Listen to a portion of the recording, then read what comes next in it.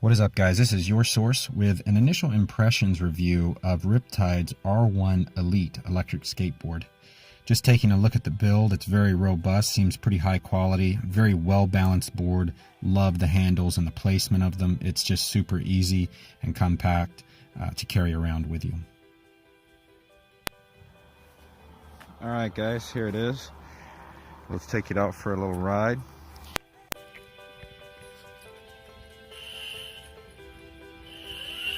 So checking out the acceleration here, it seems like the board is pretty strong, pretty solid with the acceleration.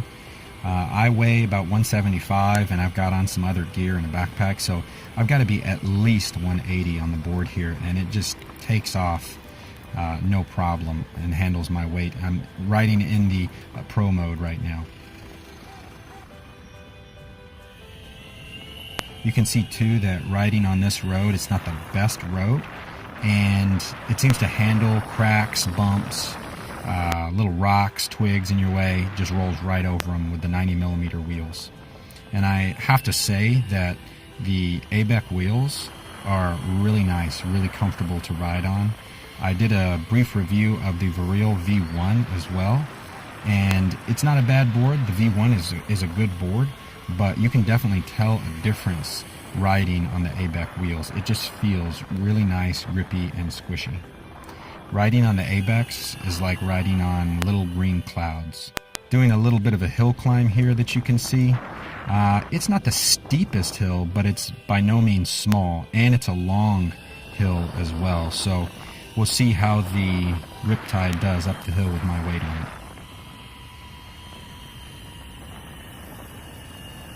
Now you can tell that the motor is definitely working hard to get me up that hill, but it does it. And I didn't have the throttle pinned the entire time because of some traffic that came by, so it could have probably gotten up a little bit faster, but I would say it climbed the hill at about 9 to 10 miles per hour.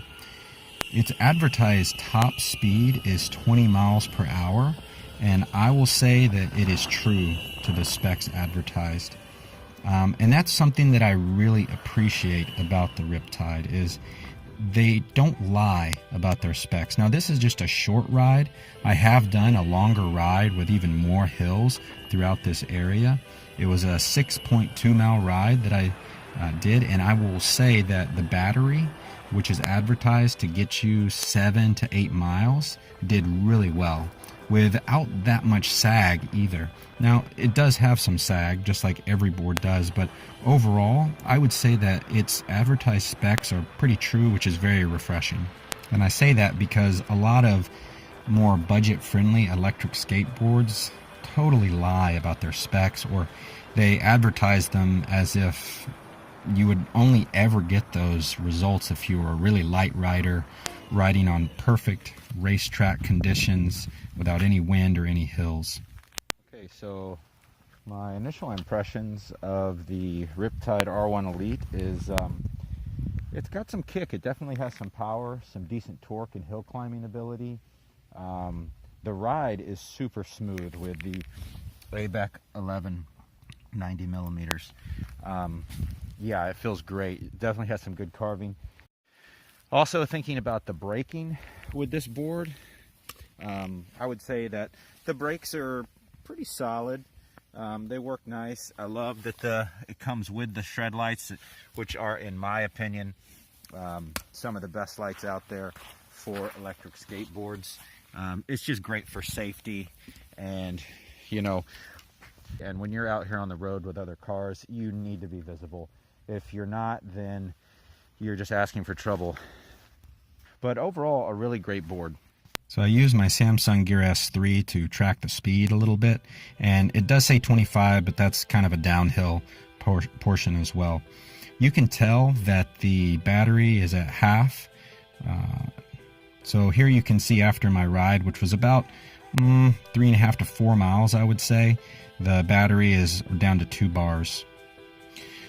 Overall, though, it still had plenty of power. I really liked the board. And as you can see, it's super compact and easy to throw in the back of your car. Now the question is, would I actually buy this board, or should you buy this board? Well, it depends. I would say that the Riptide is definitely what it advertises to be. It has quite a bit of power, and it's very portable. It's not going to be the most long-range board. It doesn't advertise to be. And it's not the boosted board feel with a flexible deck, and it doesn't advertise to be. But it does have an awesome kicktail, which makes it super maneuverable. I wish most electric longboards had some type of a kicktail. And to just take this with you, throw it in the back of your car, go out for a short ride, or if you were a commuter, getting on and off public transit, it's really easy and really portable to carry. And like I said, it's a very balanced layout of the board. I really like the handles. They're awesome. It's cool that it comes with the shred lights. Yeah, I really don't have too much bad to say about this board. So the question is, what do you want to use it for? If that's what you're going to use it for, commuting, shorter rides, then you will love it.